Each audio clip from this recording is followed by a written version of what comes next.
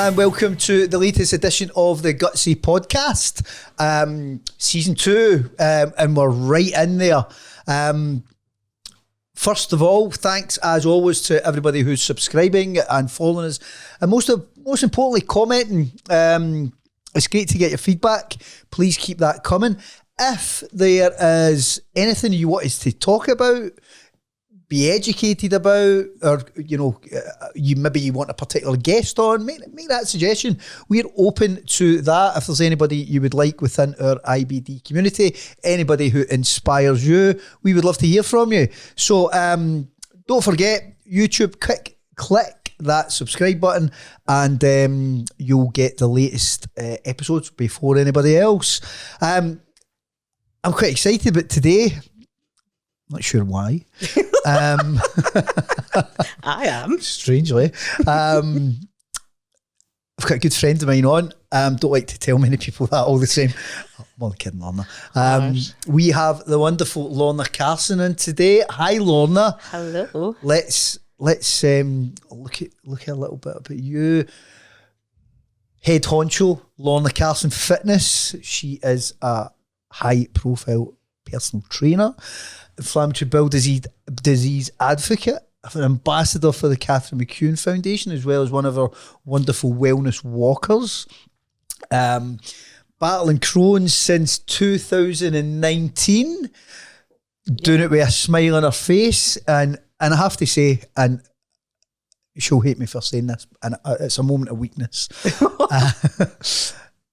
An absolute inspiration, I'll be honest. The stuff that you've done, and the with the fitness challenges, what you've overcome over the years, and at times day to day, is really inspiring. And I really admire you for that. But we're going to go into that a little bit later. But in the meantime, what's happening? How are you doing? Welcome to GUTSY, Lorna. Thank you. I'm very excited to be here. Yeah. Although being in series 2, I feel I can't be that inspiring. Or I'd have been in series 1. No, we just had to see the lay of the land. I'm only joking. But we had a slot to fill. No. No, seriously. Oh no, things are very good. We had to get the star of the show a bit of confidence that it was half decent before inviting you on. Get the stripes in. Get the stripes in. I get it. I think you're maybe the 19th recording. Check that. So seriously, what's been happening? Things are really good. Work is very busy. Yeah. Finding, I think, the work-life balance, they call it. How's that working out? I'm thinking about your balance is more to go into the life bit. You're never here. I knew you were going to say that. You're in that camper van all the time. Camper vanning all the time, working in between times. Clients are doing really well, which keeps me going. And yeah, life's good. Good. And where is the camper van going this summer? What festivals are you hitting up? We've been to a few. We're going to Butte Fest this weekend. I know somebody else is going to it today. Oh, do you? Yeah. It's very good. Quite small, family friendly. That's the kind of festivals I like. McEwan Festival at the end of August. We have been to 2 already this summer. What ones have you been to? I know, I knew you were going to ask me that. Now I can't remember. Seriously? Yeah. Okay. Kelso Castle. Okay. Right. So who's been the headliners in these? Scary Vor. Ah, that was a very good one. Beluga Lagoon this weekend. Cammy Barnes. I know who Cammy Barnes is. I know who Cammy Barnes is. Mm-hmm. I actually spoke to Cammy Barnes a few weeks ago on the phone. And? He knocked me back for a gig. So, Cammy Barnes, I know you're destined for international superstardom, but if you would like to appear at one of our Catherine McEwan Foundation's kick, we'd love to have you on, because people are asking to see you, and I think it's only fair. He is great. And actually, when I was at is it Kelso Castle or whatever it was to see Scary Vor, he was in the audience. I leapt on him and said, I know you, and I've been to see you. And he didn't look as excited as I was to see him. Funny that, I know. Yeah. So basically, you jumped upon a strange man who you didn't know. He wasn't strange to me because I'd seen him. But you were strange to him. Yeah. So I flipped that a bit. Strange woman jumps on normal man and freaks him. Now, it sounds like a whole different story. Yeah, it sounds as if there's a charge coming. It sounds as if there's a charge. I think we should move on. Anyway, festival's all good. Yes. How is Derek? Derek is fabulous. He is very good with me. Makes sure the van's clean, the van's sorted, the van's organised, so I can just step in and off we go every weekend. Brilliant. Quite nice, eh? That's pretty fantastic. So what's your input into it? No, don't even tell me. No, I don't want to know. I don't want to know. And how's the old fitness at the moment? The fitness is getting there. Last year was a bigger situation. This year I'm taking a wee bit of time out. Just had a few injuries and I'm letting myself get back into it before next year. Okay. It's non-existent. So you've took a year out. For that work-life balance. That work-life, yeah. The 90% life and 10%. But I think that's the way forward. It's the new 80-20. I said 90-10. Anyway. I know. Right, let's move on. Right, we're going to get a wee bit serious, so strap yourself in. Oh no. So would you want to talk about your Crohn's journey to begin with? Diagnosed in 2019. Yes. So talk us through that journey. But how long did it take you to get your diagnosis, and how, you know, what symptoms and what kind of got you down that road? So I probably became quite ill when I was about 16, 17. Right. And it took about 4.5 years to really work out what was wrong. And it started off with just feeling pretty lousy, tummy ache, weight loss. And then eventually I went down to sort of 6 stone, lesions all over me, sleeping round the clock. Horrendous stomach problems, diarrhea, sickness continually. Yeah. Been back and forward to the doctor, and they tested me for everything. TB, there was all sorts. And to be honest, I was thinking about it just yesterday before I came here, and my mum, well, she's retired, but she was a doctor, and I think if it wasn't for her pushing more and more, I would have sort of got palmed off maybe at the time. So she'd gone to hospital, and I think in the end up I had 2 sigmoidoscopies. So that's your small colon. And things weren't good at all. I had to drop out of university, couldn't work anymore because I was sleeping all the time, had no energy, and nothing was staying in. What were you doing at uni? I don't know why. Believe it or not. No, I was doing psychology. I don't know why you look so alarmed. I wasn't. Anyway. I'm not being serious. I never knew that. I never knew that. So, I dropped out. I went back later on as a mature student. So. Mature. Mm-hmm. That's quite a word. Mm-hmm. Yeah. So, I remember one day actually, I was so sick, I was in my bed, and my dad brought in the newspaper, and it was about anorexia, and he put it on the bed. He thought I was anorexic. Really? My parents thought I was taking drugs. They just couldn't understand. Yeah, but that I suppose from a parent's perspective, that's really common. You know, for what I've been hearing over the years, it's like they're trying to put a tag on it. They're trying to put a name to it, and they'll go through all these things. And there's your dad putting that on that in your bed, or it's his way of saying, have you thought of this? And it's sometimes quite difficult to have that communication. It must be so difficult for them, but also it's so difficult from my perspective, because obviously I know that I'm not doing anything and I'm just extremely sick. Yeah. And mum and dad saw me being sick and couldn't understand, and it was very difficult. Yeah. And only because my mum kept coming with me back to the doctor, and she pushed, and eventually they did a colonoscopy, and that's where they found I had Crohn's, and it was in 4 different places, and actually I was quite unwell. Yeah. And again, when I had the colonoscopy and they came out with the results, I was obviously heavily sedated, but I was really happy. Because no, listen, that's also not uncommon. In fact, we hear it all the time, because it's like you've got this situation, you're really ill, you don't have it's a it must be so frustrating. And then some say, you know, you don't know what it is, and then somebody gives you a name. That this is it, and just by telling you that, you know, you can feel as if it's validated. Yeah, it's actionable as well. That's, you know, that hopefully, you know, we can find a path. And then, I mean, obviously that was 22 minutes ago. It must have been 19, so it's a good few years ago. 26. I know. 26. However, then they just gave you a sort of booklet about Crohn's and go and have a read of this. And, you know, there's a bit of help if you want it, and off you go. And I was elated, thinking, brilliant, but I didn't realise then the trial and error and everything afterwards. But I think it's depending who breaks the news and how they do it is really important, because there's all sorts of different experiences. That you know, that's the bottom line. But a big challenge is like, oh, and by the way, this is for life. Yes. Did you realise that at the time? Not a clue.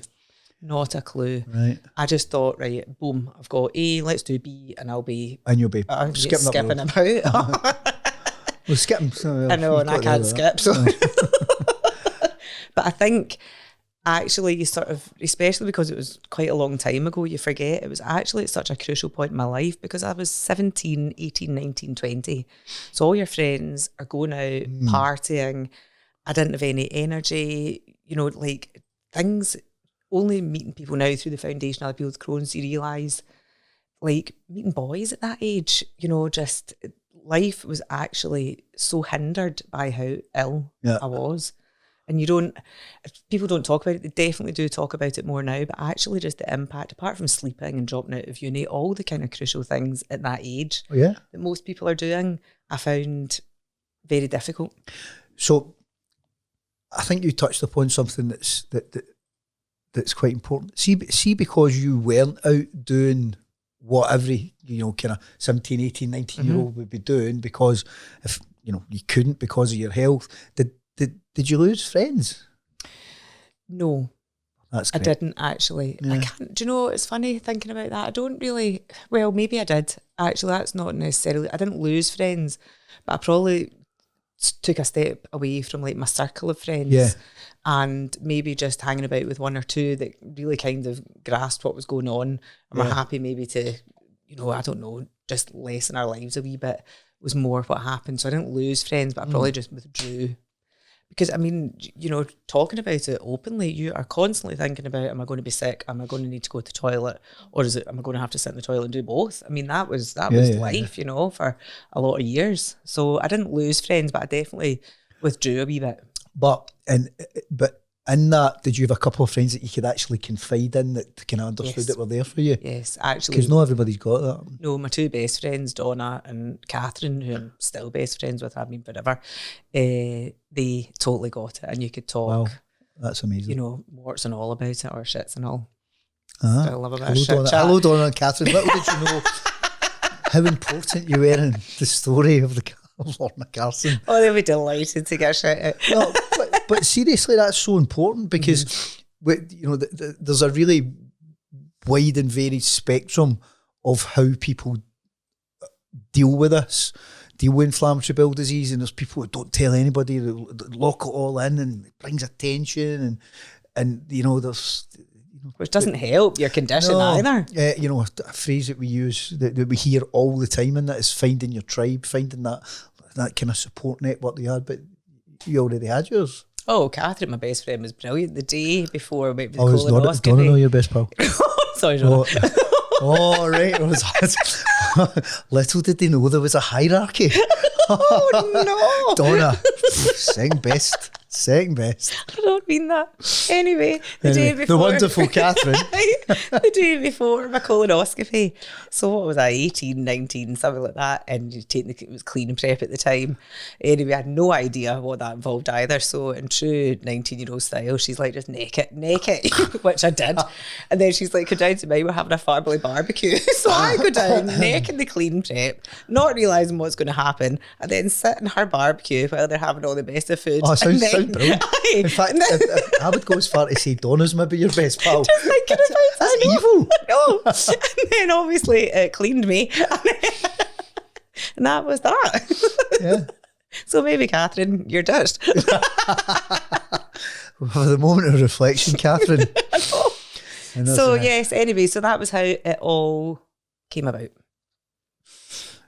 And once how long did it, I mean, I know that you kind of got a handle on it, but it took a wee while, didn't it? Oh, so after I was done, so it was 4 years. I mean, I've probably brushed over it. 4 years of being extremely unwell. And was that constantly back and forth and not getting the answers from Yep. Absolutely, back and just forth. nobody was recognising it, No. which is, obviously your mum being in the medical profession, she's, some people have not got the right words to say and represent themselves with a medical profession, which is quite a challenge that we hear quite often. Maybe they don't say the right words, and to make said individual hear them. And a lot of, something that we hear quite often is that when you're sitting there, you don't feel heard, and it's frustrating saying, well, we've obviously got something serious happening here, and you're not finding it. When you're just describing it, sometimes because it's almost normal, sickness, diarrhea, being sore, the agony, stomach pains, you just you can sometimes just brush over it. So you're not probably displaying it to a doctor the way it really is sometimes. Yeah, because it becomes your normal.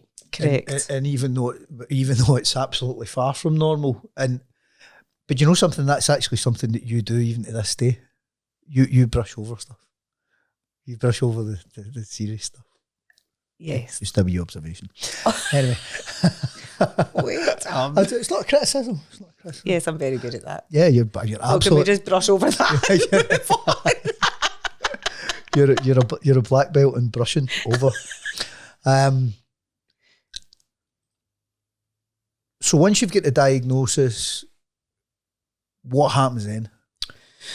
So it was then trial and error with medication. Yeah. So I think heavy steroids to start with, because I was in a massive flare up at the time. Yeah. And oh God, I can't remember. Azicol was a thing at the time. Something big, azathioprine. Yep. And there was something else, and then prednisolone. And I think they probably I can't honestly remember, but I remember it was real trial and error, and nothing happened very quickly. Yeah, I was still very sick, although I'd gone from, this is brilliant, I still genuinely thought, take this and you'll be better. But it's a natural mindset, isn't it? Of course it is. Yeah, because the doctors know what it is, they give me a tablet and that'll be that. Yeah. So I think there was probably about 2 or 3 years where I was back in and out of hospital, and I was still having pretty bad flare up, like really bad for months at a time, long periods. And I'm very, very lucky, because I know, meeting a lot of people who get the same condition. People have lost their bowels, with all sorts of operations. I have my full bowel intact. I don't know why you're going to laugh at me for saying that. I never said the word. It was the look in your face. Well, I know, because it's a real achievement, but it is. Yeah, there's a huge level of pride. Absolutely. All the bills. All the bowels. All the bills. All the bills. I need to make that into a slogan somehow. Well, somehow. I think you just did. We could have a meme. I think we definitely need one. Yeah. And I think, honestly, again, it was down to my mum, because I can remember one time I was blue lighted into hospital, and there was a stricture, but it wasn't so bad. Well, I think they wanted to peek me in and take that part of the bowel out. Yeah. And I was completely out of it with morphine and whatever. And I remember my mum questioning, what would you do if they took it out? What's the risk and reward? Is it going to make it better? Is it going to be? And she questioned it to the point, they were like, well, let's try dampening it down, seeing what happens first before. And she did that on 3 occasions. Wow. Now, who's to say? I don't know, but it definitely, and also because I was a young female going for, what do you call those things? The x-rays.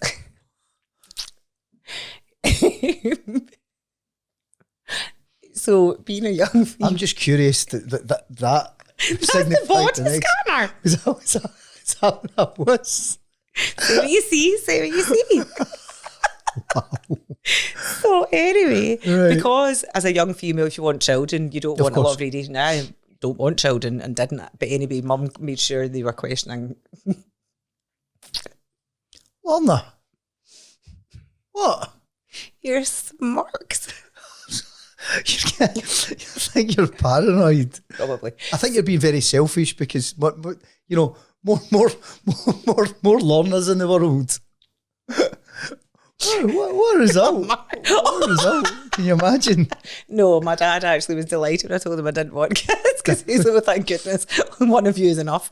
God bless. So anyway, Mum questioned everything and made sure she asked the question. Just we were talking about people, maybe like people who's part of the foundation or people who've got the same illness don't have people who will say the correct words and ask the correct questions. Yeah, it's definitely a challenge. So how long did it take you to kind of get on an even keel? Probably 2 or 3 years. Honestly? Yeah. So I mean, if you add everything up, you've been pretty ill for 7 years. Yeah. Wow, it's a long time. Eh? Yeah. No, I was very unwell. And during that time, so you've had to step away for uni. Did you went back to uni? I went back. Yes. How many years later? Oh gosh, so I think I was about for the same course. Yes. Yeah. Did you pass? Yes. Yes. So I can deal with you. I did. I think issues closer to home, my friend. Possibly. Maybe I should revisit that course. So I went back a few years later and completed it, which was brilliant. But yeah, that in all seriousness, that must have felt like an unbelievable achievement. Having gone through that journey, had to step away, and I think it was really brave to go back. Well, because you always think, and then get the prize. Yeah, well, of course, because I think you always think, oh, what if I have another flare up? Is it going to stop me doing things? And obviously, you don't know when they're going to happen. So when I got on a bit more of an even keel, that was a definite win. And see the thought process in that, and you touched on something. You've got a nervousness about life in general, kind of getting out and about, and for obvious reasons, kind of things that can happen to our community. So getting into that that education environment, it's a big step. So it's a strong mindset. Do you know, I was going to use that very word, and I probably do downplay it, but I think I've realised I probably do have quite a strong mindset or a positive mindset. I think, I don't know, you're going to have to try. There's 2 options. You can lie down to it or you can try. Now, that is not something that just comes to me, and I'm not naturally like that. You have to work at it. It's taken me a long time, and not every day's like that, but I do try because I just feel if I can try a wee bit, and you sort of learn especially with age, what's the worst that's going to happen? Shit myself, but no one will know. Or you can. I just think I just need to keep trying. I watched a thing about mine. It was a wee clip online, and it was Novak Djokovic, the tennis player. Yeah. And talking about he was talking about mindset, and the guy that was interviewing him was saying like how an unbelievable strong mindset you must have, and all that. I went, I don't. And he went, but how can you do what you do? And he was saying, look, I'm going into that thinking I'm going to, sometimes you're only human because you think you're going to fail, but it's actually having that, and he says, and getting in with this total positivity is, he basically called bullshit. And in no uncertain terms, he says, like, if you go in with just this unbelievable positivity, you're doomed for failure, because that's not realistic. Of course. So it's just that building that strength. But what he said was that you touched on, I thought it sounds quite interesting. You've been compared to Djokovic, check, Don't know what that is. It's another action we need to get. the worst forehand in tennis history. Between that and yeah. But I mean, the outtakes of this are going to be brilliant. Totally made me go You were off talking track. about Djokovic and his mindset. Yeah, but what he said was the guy that was interviewing said to him it was natural, and he says not natural. You need to teach yourself it. You do. And I actually go for hypnotherapy. Yep. Ever since an accident that I had, and she gives me ways. It's like tools. Now, I certainly don't practice them all day, every day, and you have to really work at it. But actually, what he's talking about there about having the positive mindset, when he's getting into a match, or if I'm for example, doing this, I actually switch off and nothing, believe me, or believe it or not, nothing goes through my head. Now, don't laugh. I'm not. But I have no mindset at all. You know, you see people going for a big lift in the gym, you can see them talking to themselves. And actually, nothing goes through my head. And that seems to help. And I'm not even joking. Yeah, but you're switching yourself off to the negative stuff as well as. Yeah, I suppose that's even coming here today. You know, I was really nervous this morning, and then I'm like, just turn the music up really loud, blank it all out, and then what will happen will happen. I mean, don't do this at home, folks. Okay. No, but I think that mindset thing is so important in life in general, but especially if you're living with a chronic condition like yourself, obviously, but you need to work on it. You need to work on it on an ongoing basis, and I think that mental strength. I think one of the things that we've always tried to push is that the condition doesn't define you. It shouldn't define you. So it's the big I am. You look at the big I am. So there's the I, that's you. Your condition is up there on the tiny part of the I. You've got all of this other stuff. And you're, what's this? It's back. It's back. Where did this come from? Maybe I shouldn't have turned the music up in the car. It's like Tales that Unexpected. Anyway, the big I am. So yes, the condition is horrible and it impacts so much of your life, but you have a lot of other things in your life that can define you. You might be a daughter, a son, a parent, or whatever it is, and it's a small part of the I am. You've got much more to you than just your condition. Absolutely. And it is absolutely trying your hardest to not let it define you. It's not easy. Of course it's not, especially when you're living with it and if you're in the middle of a bad flare-up or your symptoms are every single day. But even if you can take 2 minutes out your day just to remind yourself that it's not, you know what I'm trying to say, sorry. Is that blackness again? No, I listen, 100% know what you're saying. And I think it's really powerful because, and I mean, sometimes it's easy to say to people, oh, go on with it, have that mindset and get, that's easy for someone who's not living with that but it's something that you continually have to work on because you have the condition, it shouldn't mean that you've got a shit life. It shouldn't mean that you can't go out and enjoy life and enjoy your friends and enjoy your family and have life experiences and travel and all the joy that life can bring. Well, I always say our goals can all be the same as everyone else's, whatever it is. You just might need to navigate a different path to get there. Yeah. And so you still get the same pleasures in life, but you just take a different direction from what you maybe set out in the beginning. And I was talking to one of the girls on the Conic Hill Walk, and I've totally forgotten her name, sorry, but she has just completed her degree in law. Can you remember? Anyway, It doesn't matter. And she was saying she's just... Megan. And she was saying that she's just a bit gutted because she had to... took her a bit longer or her direction was different, and I was saying to her, but you've still managed to achieve that goal and just navigate a different path. Yeah, but and do you know something? It's a thing that people do that sometimes, and I'm not just talking about people within our community, they they've achieved this great success, but they still want to play it down. And and I think it's to do. I think just a personal opinion. I think it's a modern day thing because we've got so many things that we get hit with day to day. Social media, the TV, such you're just getting bombarded, and you get this comparison thing. And the social media, I think, is the biggest one. Aye, first of all, it's a thief of joy, but it's. Did you like that? But it is. But it's like, I achieved that, but I didn't achieve it as quick as them, or I didn't get as big a score as them. And I watched this thing. I don't know if I spoke about this in GUTSY. I watched, and I quite liked it. Love him or hate him. Hate's a strong word. You know the guy Joe Wicks, the fitness guy? Yes. Right. So he had a he was a bit revolutionary a number of years ago, getting people moving and stuff like that, and hats off to him. But he did a thing, and I thought it was brilliant. He did the London Marathon. Yes. Yeah, because he's famous and can get a space at the London Marathon.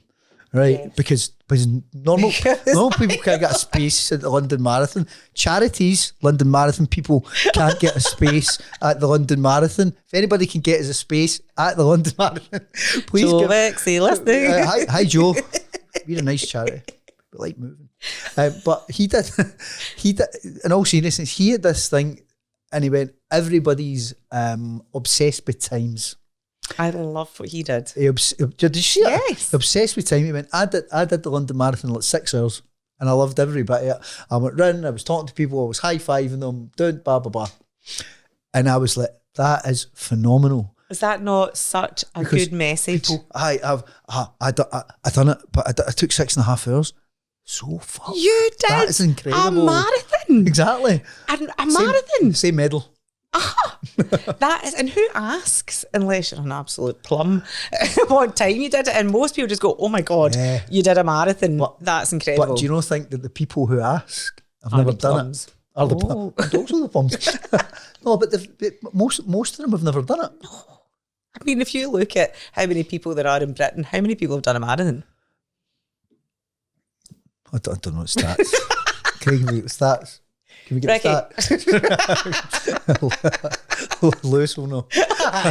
Get him back in. But no, you're right. I think so. I think your point is, I'm now taking over the podcast. Yeah, people downplay their achievements. Yeah, but I think it's a thing where because it's like, it's just this comparison thing, because it's guys as well as women, but especially women. It's like every day they're on Instagram, and there's Instagram what they're perfect, they're this, they're that, and I'm not this, and it's no good for the old mental health. No, it's not good for anything. No, of course it's not. And if you have got some sort of condition of any sort, especially I feel when it is invisible, it becomes such a big barrier for people. I firmly believe that. And I think it's more because it's invisible. I honestly, you know how people have imposter syndrome about jobs and they're going to get found out, or I, believe it or not, have imposter syndrome about Crohn's and my head situation. We'll get to the head situation. Well, that's okay, but I think it's because you've not had the surgery. Yes. Do you know something? I think it's a massive point. Because we've had a couple of people on talking about that. Oh, really? Sorry, people will say, I can't come on because... But he's not bad enough. It's maybe, they've maybe not used imposter syndrome, but that's kind of what it is. It's definitely... It's like, mine's is not severe enough. Now, I'm talking about people who have had a rocky road and still do. Mm-hmm. But you get... See, in everything, and especially in modern day, you only get the stuff that sells. So you get the extreme stuff, you get the you get the bad, the worst of the experience, you get the worst of the surgery, you get the worst of the story, you get the absolutely horrendous pictures, and it's like, whoa, but that's the extreme end of it. But and actually, you've got the ones that have it grumbling away every day that they have to live with. There's no extremity, but actually, every single day. We're dealing with it. Yeah. Whether it's a flare up, whether it's actually the fatigue from it, whether it's eating something that just, unsettles your tummy or whatever it is, but it's grumbling away all the time. Yeah. But there's no poof. And I was just thinking about, because I was thinking about this podcast, and it's like, it's imposter syndrome that I've got with this. Yeah. It's because you just feel like, because it's not, I thought it was maybe because it was invisible, but yeah, maybe because it's not so extreme. Yeah, but it's an absolute thing. I was talking to Artie Joshi about it on the podcast last season, and she was like, I can't go on that because she's got a bit of a roller coaster, and it's like, you need to represent all the people that are living this like you, and it's because I'm kind of privy to quite a lot of stories, obviously in my job, but it's like you you're going through a terrible time, but it's not bad enough. Well, oddly enough, we were talking the other day before I came on here, and I said to you, I don't want this to be about me. And you were like, well, it's to help others. Then I was like, right, brilliant. Yeah. That then makes it worthwhile. Yeah, because that voice, and I think that imposter syndrome that you feel, how much of the community feel the exact same way. And they shouldn't. And it's easy for me to say they shouldn't, but... yeah, exactly that. And actually... Because you're living your battle every day, every single day. And I know sometimes it's a big, big battle. I'll tell you, having the foundation and being around, I think is massive. Being around people who are going through a similar thing, whether it's IBD or whether it's probably more something that's slightly more invisible. People, when you're all together, you just get it. You just get it. You don't even need to explain it. You can just be saying, you just be having a chat, but you just get it. And I think that is so important. Yeah, it's something I've always said, like shared experience is a magic happens that nobody can put their finger on whatsoever. 100%, yeah. Because they just get it. Because it's fine for people like me having, I've seen one side of it, obviously, living through my mom and my job. I can see that, thankfully, touch wood. I'm clear of inflammatory bowel disease, and hopefully along may that continue. So I can empathise, I can sympathise, I can support, but I don't know. And it's only when somebody does that you kind of there's a magic. There really, really is, and an understanding. But I think one of the other things probably, and I can't speak for you here, but talking about the imposter syndrome, you have made you've done had some incredible achievements physically and physical challenges, and obviously your job and your journey that people would go, but you can do that. But you do that despite that. I think that's probably, well, it's very true as well, because people don't see what you're living with. So after being diagnosed with Crohn's and whatever else, I then became quite big. Right. Obviously, I just got, I don't know, I'm sure it was the steroids. I'm sure it wasn't. I'm sure it was the cakes. But it was a glorious meeting of steroids and cakes. God.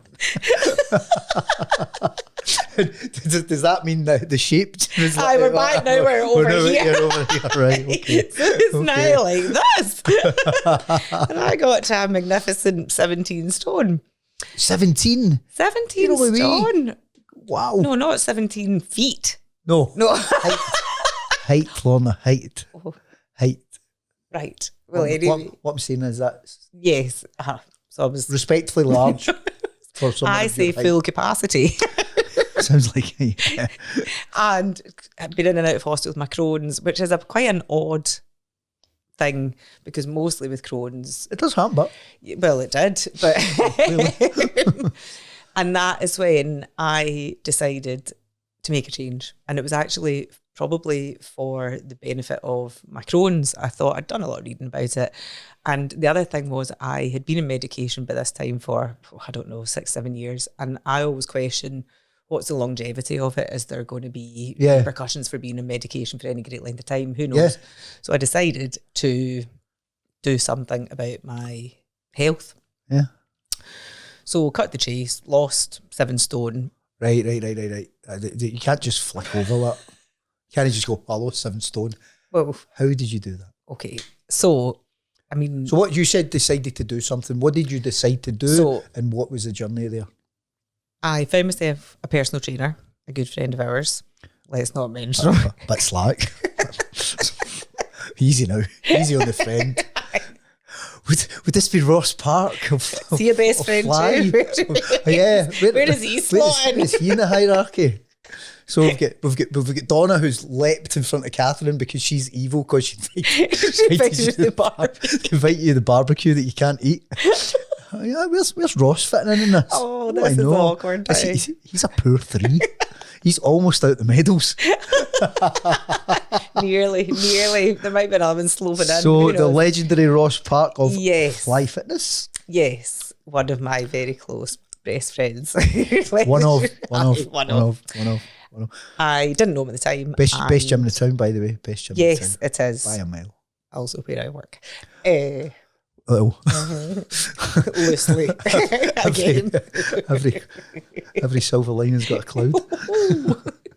Anyway, however, seriously. someone introduced me to him, and I had no expectations, I didn't really have any goal other than help me. I just want to get a wee bit fitter. Yeah.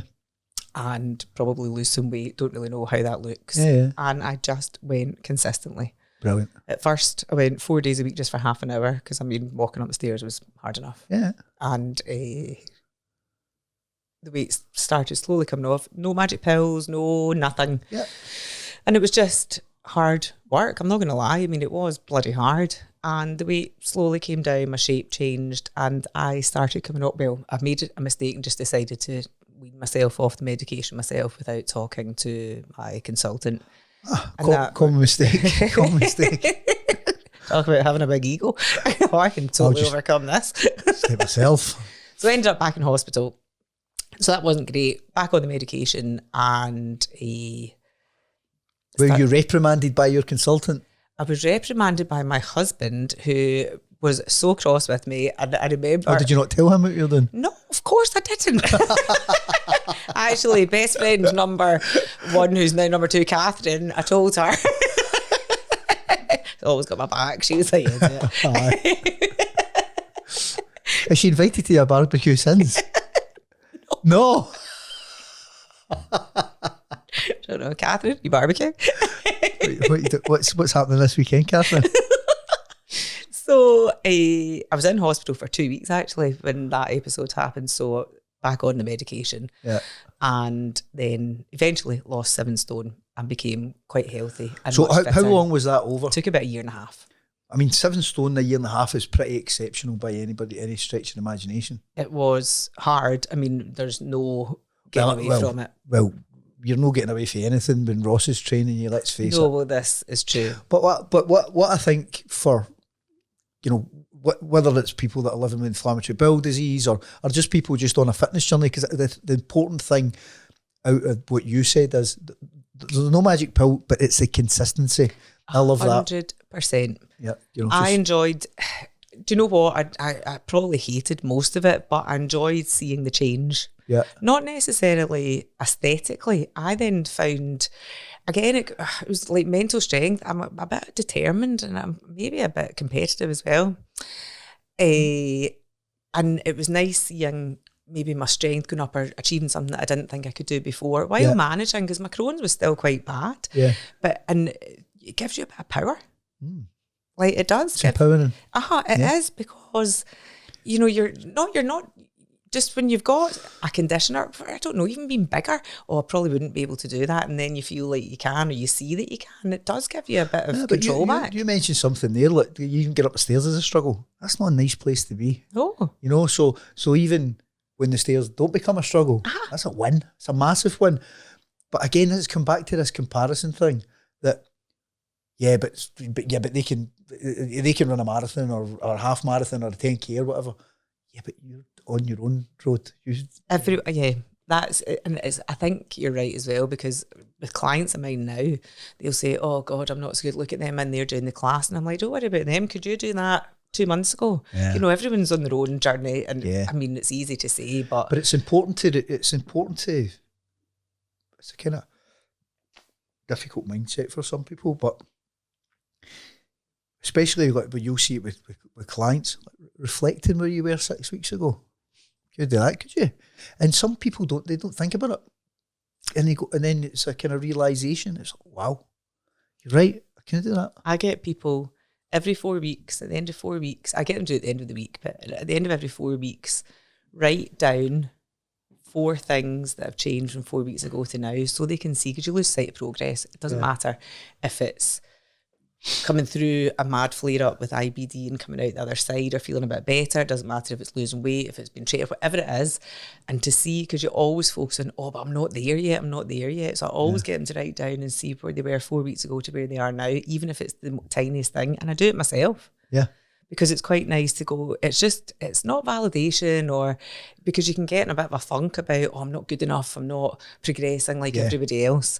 And just to see that you have moved slightly and whatever it is quite a nice way of just seeing where you're at. And it's a bit of a reality check rather than I'm not doing as well as I should be.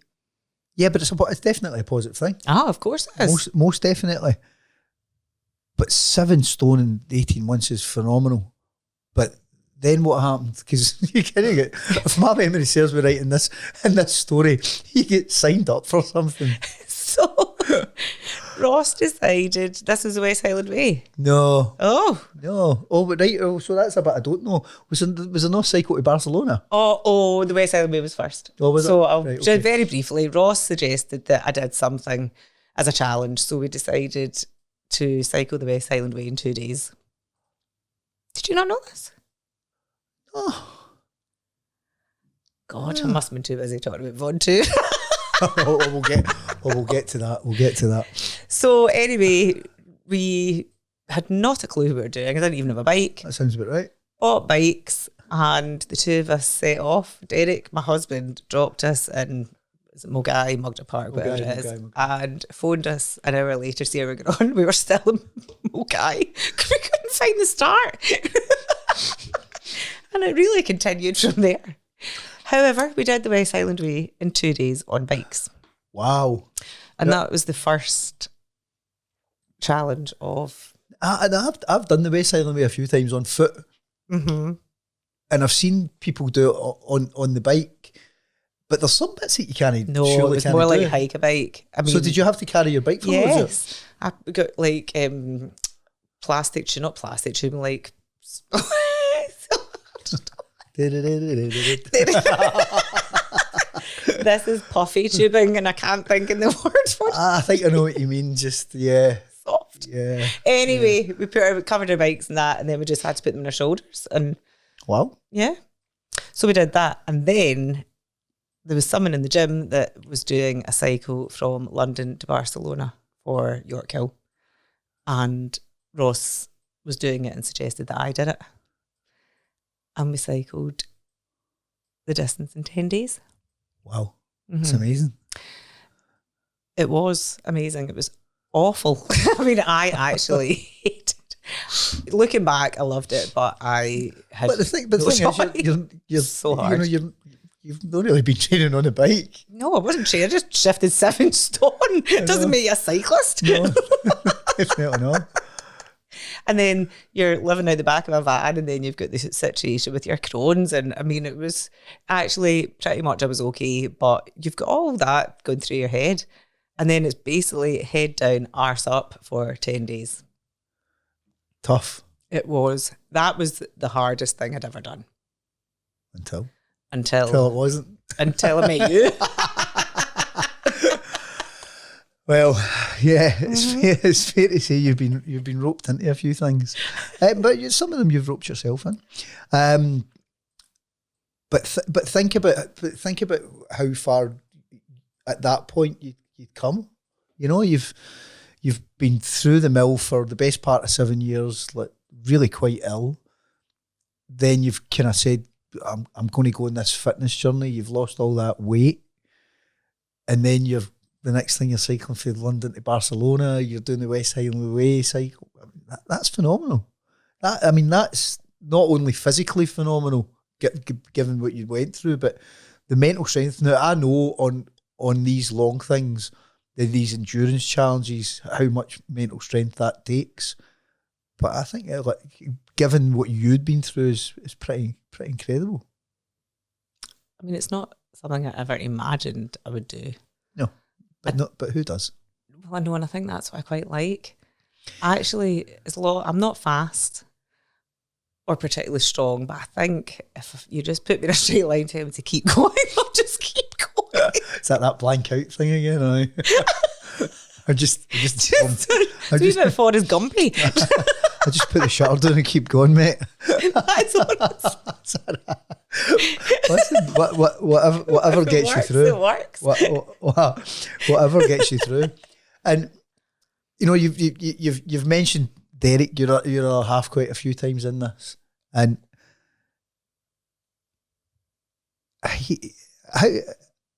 he's been massively supportive through your journey, hasn't he? He's his top guy.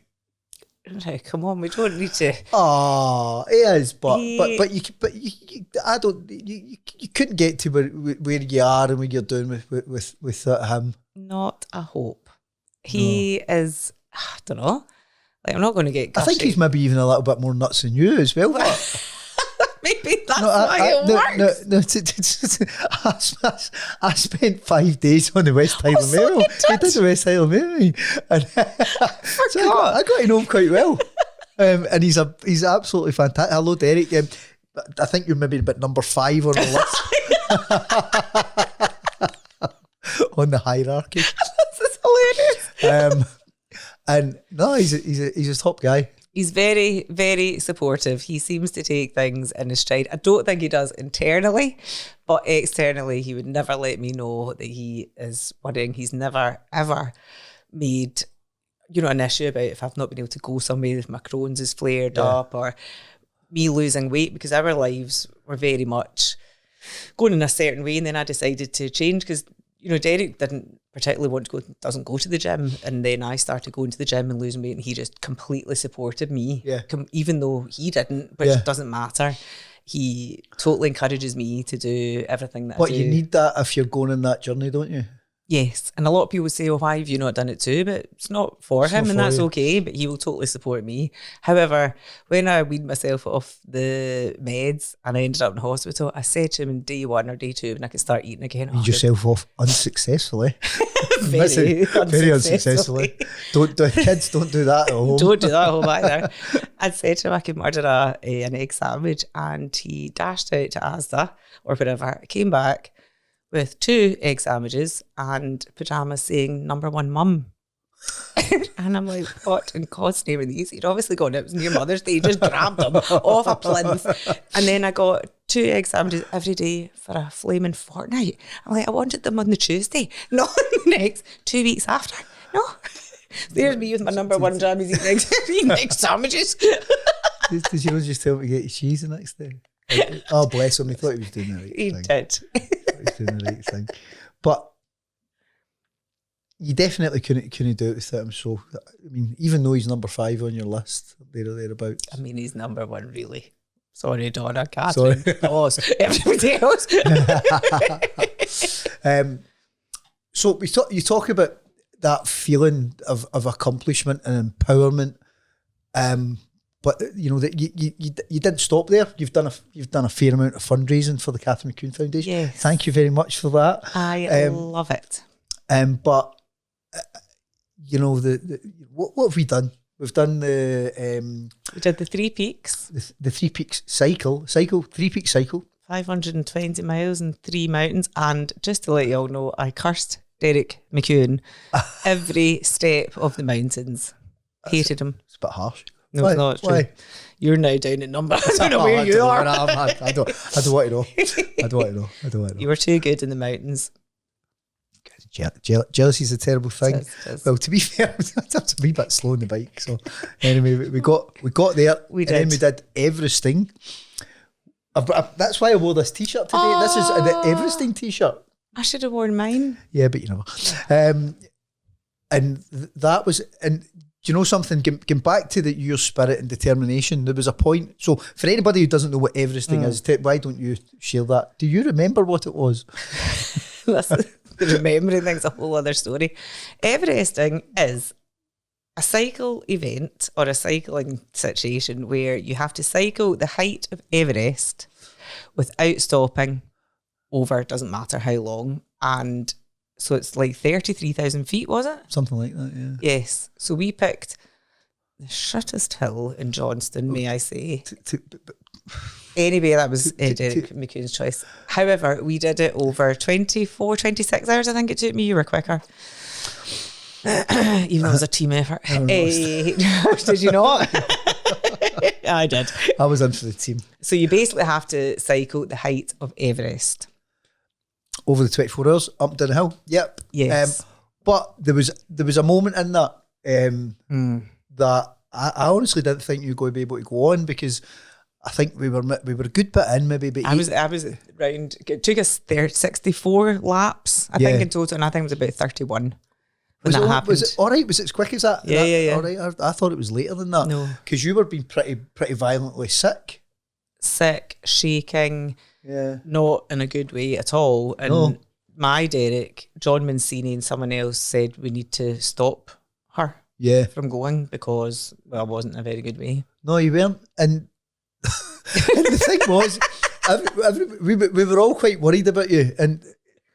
But you have to, as a participant, you still have to go on. Yes. So you're going to catch because you're not allowed to stop. No, you catch you in the next cycle kind of thing. But the next thing was, like, I was passing you and you were like, yes, come on. And I was going, she was dead a minute ago, really. And then I still to this day don't know what happened and what the change was. I don't know. Is there no, I know there's no twin because you can't replicate you. But it was almost like, how did, what clicked? I was eating a lot of rice pudding, which you suggested, and it was rotten. And I don't know. You have a thing in cycling called bonking, don't you? Where basically you hit a wall and there's not much you can do. And a friend came along, David Winskill, just at that point, and he was phenomenal. He gave me one bite of bread, plain bread, and a sip of water, and he said, let's try one hill climb together, really slowly, a sip of water and a bit of bread. And I honestly don't know what happened, but it was like I needed obviously everything out. I don't know, but it was not a nice place to be. I'd just like to point out in this that, and I don't know whether you're aware that you kind of blamed me for this a wee minute ago there. You told me eat rice pudding. I didn't tell you eat like a multi-pack. It was like maybe every now and again it's quite good for the fats and the carbs and stuff. 7 trucks later. Sponsored by Ambrosia. But anyway, back to David, who did a brilliant job on the day. I remember brought me round because I think by that point I was probably panicking and it was not a good situation to be in. Yeah, because you don't want to let yourself down. You don't want to let everybody else down. You don't want to. You've got sponsorship money. You've got. Well, it was such a big thing. But I think also because of the head situation, that was why people were worrying that I was just about to probably croak it, which I wasn't. And then I just got a second wind and I think I was probably really annoying because I remember getting up that hill like, oh yes, this is now just amazing. You'd been reborn. That's what I felt like. But honestly, it was like that. Because I remember it was, I think me and Dougie Muirhead, also known as the captain. Hello, Dougie. Hey, Doug. And Ross, and we were like, what's happened here? And it was like, we couldn't get over the cheese. Everybody's worried about you, and then you're going by like, come on, high fiving on the bikes. Well, there was also, I remember my Derek and John Mancini were like, we need to pull her, that's it, no more. And over my dead body, someone telling me I'm stopping. That is not happening. So I just don't know what happened. But I turned it around, and I think people think, oh yeah, you're just cycling up and down a hill. That was the most excruciating challenge ever. There's not many people do it in the world. I think there's now, when we did it, there was 20,000 people in the world that had ever done it. I mean, I think there's like 30 odds now, the low 30s or something. So I mean, it's like minimal. Yeah, I think the guys that they're making an actual competition as well now. I think they're taking it to new heights. I won't be doing it. Well, we can see. No, we won't. Well, you might be. No. You batter on. Been there, done it. you batter on. I'll time you. But yes, that was, again, another great achievement for all of us because we were all a team and we all keep each other going. And also, I think knowing we were doing it for the foundation, that's what keeps you, that's for any of these things now, that's what keeps me going. Yeah, well, that's true. Nice. Absolutely love being part of it. No, but it's been great. We did, I think we did the 3 peak cycle before that when you hated me on the hills. I did. You did. You did. I mean, you're like a mountain goat, and I wasn't expecting it, and I was furious. Yeah, wee fat guy climbs hills.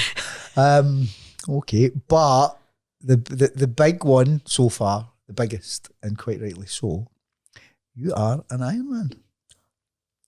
I could not think what was coming. Good enough. Honestly. Da, da, da. Oops. But, yes. Yeah. But that, as are you. That don't like to talk about it. No. I was going to. I was going to bring all my branded stuff because I know you like the merch. I like having merch purchase. I know. I'm just gutted. I don't have all the merch. That's what happens when you're doing multiples. Multiple halves. Bond full. But that's not been a simple journey, and again, your determination to get over that has been incredible. Because I think that was possibly the hardest because of the volume of training. Yeah.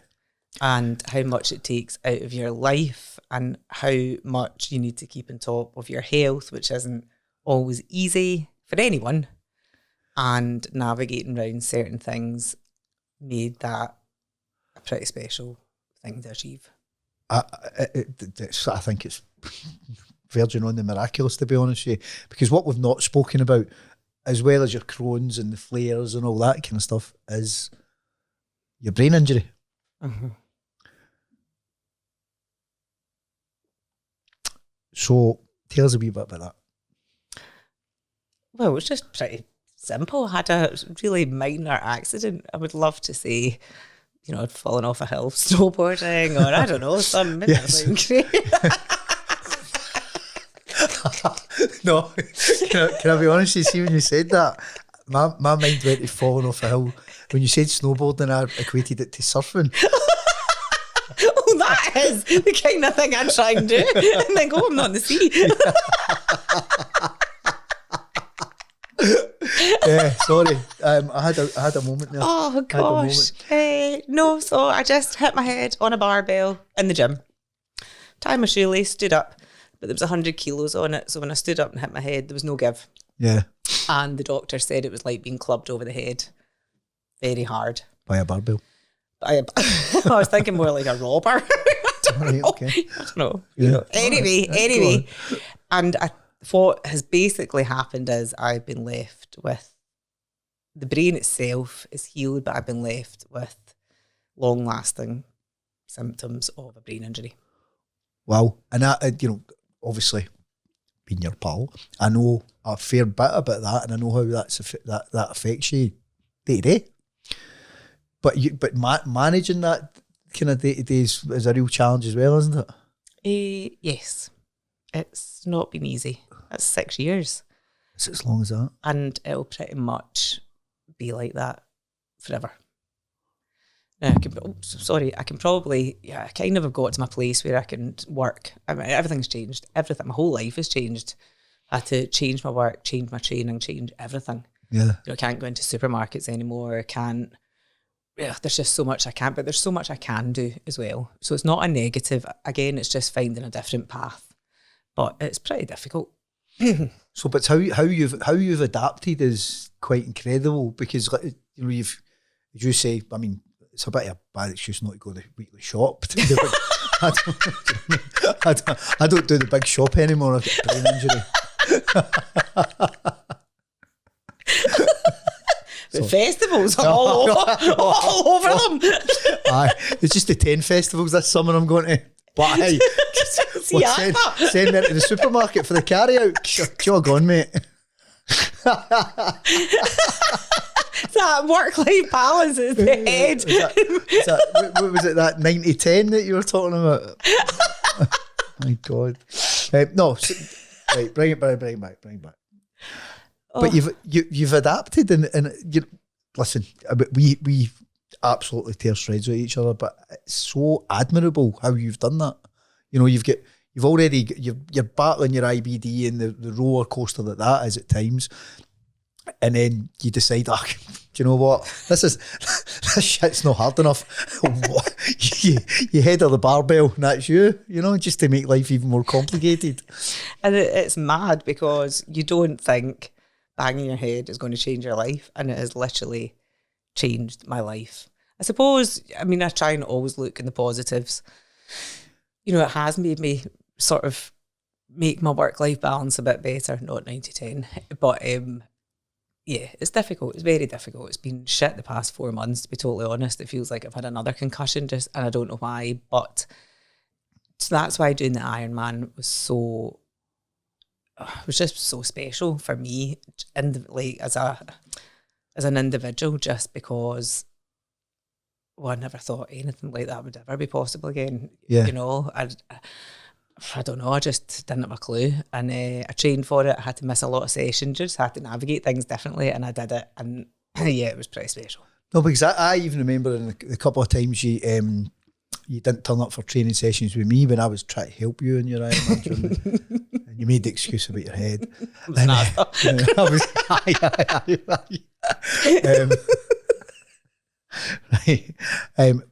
that was the thing that came out of that. It was, for me, it was like, you know,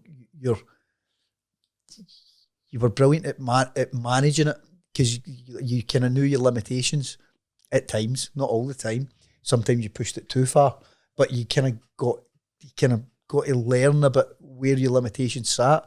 But even to go through that and to be able to get to the end and, you know, hear those words, Lorna Carson, you are an Ironman. I mean, unbelievable. Oh God, I will never forget it. I'll also never forget my husband shouting, but she didn't ring the bell.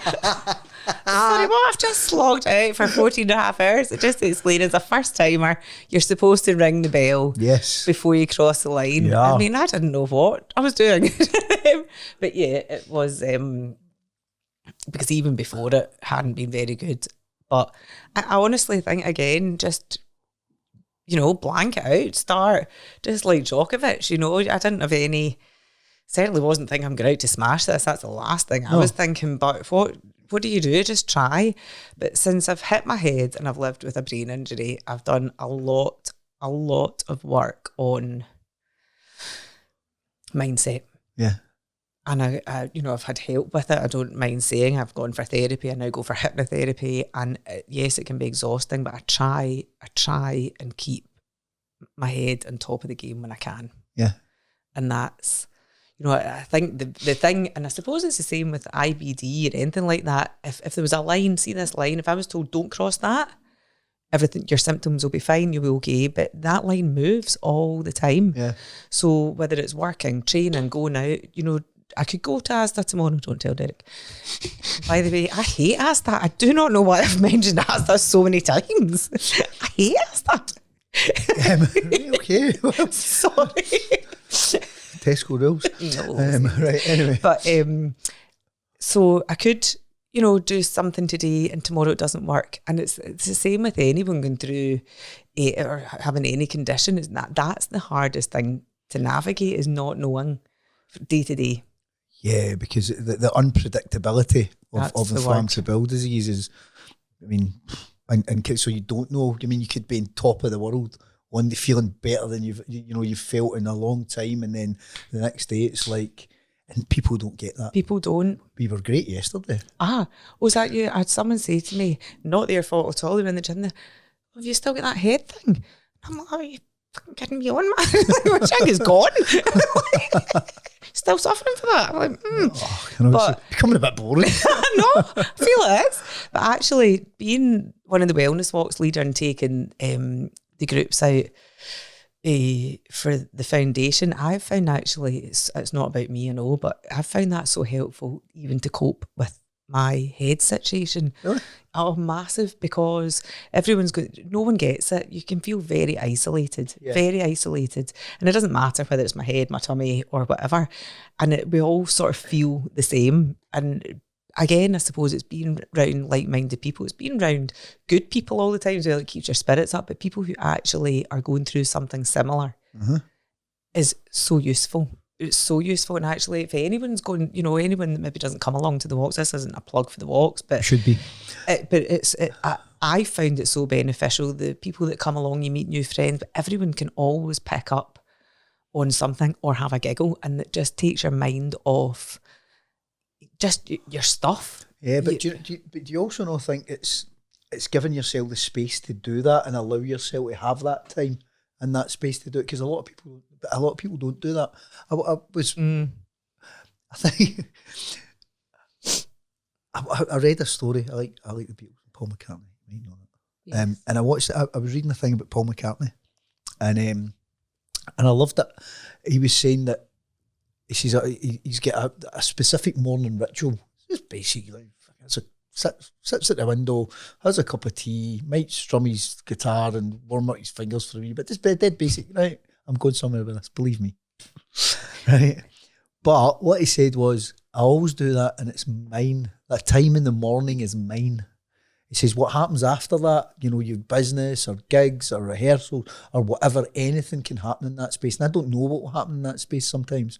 But what I do know is that hour or 2 hours or however long it is in the morning is his. Oh, I like that. I liked it as well. And I just think it's really important as individuals that we give ourselves the space that's just a bit of you time. And that might be going to the gym, it might be going on a wellness walk, it might be reading a book, whatever. Going for a nice bath and just put some music. Just that. But have that time that's just for you, that you can have that space to reflect or engage with other people, or I think it's really, really important. I really liked it. His time was in the morning, and to be fair, that's probably my time as well. Got up early, do training, blah blah blah. I've got a wee routine, but then you never know what's going to happen after that. And it's like, I just feel it's quite important for physically, for me personally, but for your mental health as well. Just having that space that you're doing something for you. I think that is so important.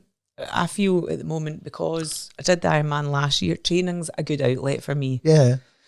And that's just me. But my head's not really allowing it at the moment as much as I'd like. And I got myself in a bit of a pickles. I was just like, oh, fuck this. I can't do what I want to do. And reframing, because anybody can a bit of a negative headspace. And I was going down the road of, why has this happened? And and that's again why I go for my hypnotherapy, because it's an hour for me where I only go once a fortnight for that, but it just makes me feel really grounded. I switch right off. Yeah. And that's an hour where I don't need to pretend. I don't need to, have a smile on my face, which I love my work, absolutely love my work, but it's, full on. You're pretending to people all the time. You can't be bothered greeting or moaning, or it takes all of that away. Yeah. So, and allowing time, I usually say that to my clients, a bit of meditation or something, even if it's 10, 15 minutes, just for your own time before your day starts, is brilliant. Yeah. No, I think it's great. And I think one of the things that we've missed in this chat, and probably people that are watching are listening, we kind of made the jump that your fitness journey then inspired your professional journey because you became a PT. What did? we kind of forgot about that, didn't we? I was sitting there going, aye, we missed that bit. We did. So after losing weight, I worked in insolvency as a case manager and had a great job, company car, and I decided to become a personal trainer and set up my own business to help others overcome sort of what I did, from being bigger to smaller, helping them see that they can maybe achieve. Again, it doesn't need to be Ironman, blah, blah. It could be walking upstairs or whatever, but let people see that they can achieve what they want to. Yeah. It doesn't matter how big or small, but you're not limited by size or lack of, you're not limited by anything. Yeah, actually. See, I think it's great the kind of niche that you fill within that, because it's obviously you've got a super inspiring story. You can see it visually. You shared stuff online through your Instagram that shows you the story of you, and you're like, wow. And I think because is it mostly women that you do? Yeah, a couple of guys. Yeah. That them seeing that and maybe being in a certain place that they can relate to your story, and because of that, it's real, isn't it? Well, I'm not 22. I'm not totally ripped. I've been bigger. I'm a bit more, I was going to say mature. Well, maybe more class as a mature adult without the maturity. Maybe, yeah. Maybe in years. But most of my clients say they can relate, because I'm not someone who's maybe never had to think about, weights. I still obviously have to think about it. And I think it's relatable for them. And I just love seeing people achieve things. I've got a lady that I trained just now that's just got an absolute fear of lunges. She thinks she just freaks out, and over 4 weeks the progression in them is just insane. She can do them now without holding it. It's just, I love all that. She that's why I do it. She's got a swagger. She hasn't, because she's just done the lunges. She's broken. Is that right? It's great. It's great. And how are you just now? I'm good. Yeah. Mm-hmm. Well, it's been a bit challenging the last few weeks, but do I need to say this? Yeah. So I had a wee TIA, which is a very mini stroke. Oh, you didn't need to say that, but now that you've said that. I thought that's what you meant. No, that wasn't it. But anyway, just tell us about that if you don't mind. Well, there's nothing really to tell. I had an episode about 4 weeks ago, which was quite uncomfortable in Braehead. I shouldn't have been in Braehead anyway, because I don't go to supermarkets. And yeah, we've established. Especially not Asda. Should have gone to see a lawsuit will be slapped on GUTSY from Asda. Sorry, I love Asda. I don't know why I'm looking at that. And just suddenly felt a bit drunk. My limbs weren't working very well, and I had a bit of an episode. Back to the neurologist, and I've had a very minor TIA.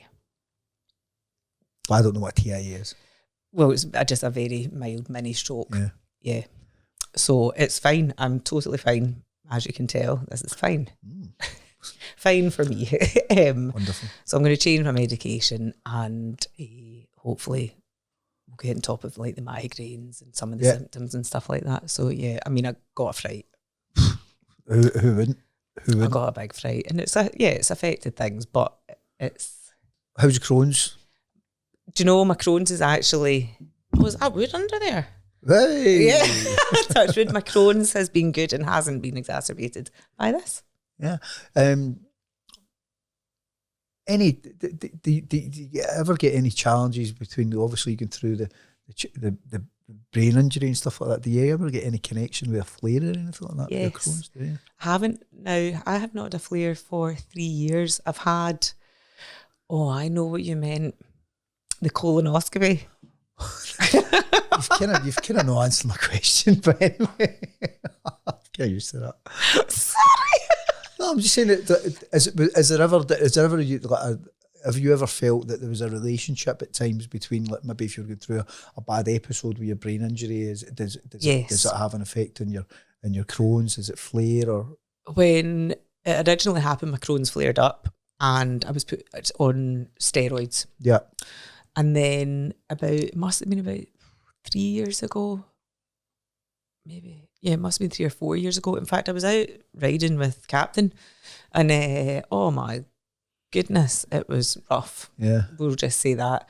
But again, prednisolone, and not a long time on it, and that calmed it down. But maybe about 6 or 7 weeks ago, my tummy was quite bad, bit of a flare. So I've just had I don't know why I keep doing that for the colonoscopy. I think people can relate. Don't think that's big enough anyway. Anyway. This is a family show. Sorry. So I have had a colonoscopy. There's a wee bit of inflammation, which I kind of knew, and they've done some biopsies just to check where things are at, but it's not horrendous. Good. So that's good. I'm pleased to hear that, and hopefully you stay at the supermarkets. And I know what to do. It's just doing it. Yeah, just keep going to the festivals. That seems to be working well for you. 90-10, 90-10. The 90-10 rule. The Lorna Carson rule of life. 90-10, my man. Love it. So we're going to go into the quickfire in a wee second, but I've got one more question, because we've not mentioned your wee pal Carly. Where's Carly in your chart? Oh, right, this is now ridiculous. They're all number one. Can't be. They can't. Carly, I don't think you're top 5. Carly, you are definitely top 5. Derek, you've just moved out. Your husband. They're all number one. Possible. But anyway, if that makes you feel better, and it's important that you feel better, really important. Right, we're going to do quick fire before we finish up. Right, if I stutter, This might go on for a while. No, you've done well so far. I know. It's probably me that's done more of it. It's catching. Yeah. Okay. 3 top tips for living with inflammatory bowel disease. Keep yourself moving when you can. Make sure you have some time for yourself and sleep. Brilliant. No, honestly, sleep. People don't, in life, people do not appreciate sleep. Sleep is so underrated. Yeah, totally. I agree. 3 positives on your journey with inflammatory bowel disease. Getting healthier certainly helped. It certainly hasn't cured or anything like it, but it certainly has helped my condition. What was the question? 3 positive. 3 positive out of my journey. Yeah, just on your journey. Being able to see that there's more to life than just my condition. Brilliant. And the third thing is the 90-10 rule. Which basically, you've made your own. Yeah. I think you should write a book. Yeah, well, Yeah. You mentioned that. Okay, we might go back to that. Right, okay. Well, maybe for next year. Yes. Maybe for next year when season 25,000 when you run out of everybody else. Yeah, we'll get you on to punt your book. Seems to be a good platform for it. You know? Yeah. The guy on last week's written 9 books. Very good. Very intelligent. Yeah, you're a wee bit behind. In the intelligence of the book writing. 3 things that piss you off. People saying almost like, oh, you're still struggling with that. People, is that what you mean? Yeah. People continually trying to offer you a cure when, or I feel like sometimes like dangling a carrot when you're just becoming okay with what you've got and not be able to eat curries. Oh, is that effect for you? Yes. Really? And I love a curry. Do you? Not out of Asda. Do you take a wee hit sometimes knowing that I do because I cannot help it. I love a curry. A very mild one, but yes, I do. Maybe once every 2 months. So what would you have? I would have a chicken tikka masala creamy. Pilau rice. Would you even call that a curry? I'm not sure. Yeah, well, come on. I'm only kidding. Jeez. You want to come and sort the toilet? I'm only kidding. Aye, so you take a hit with the curry? Yes. 90-10. Right, and what hopes for the future, Lorna?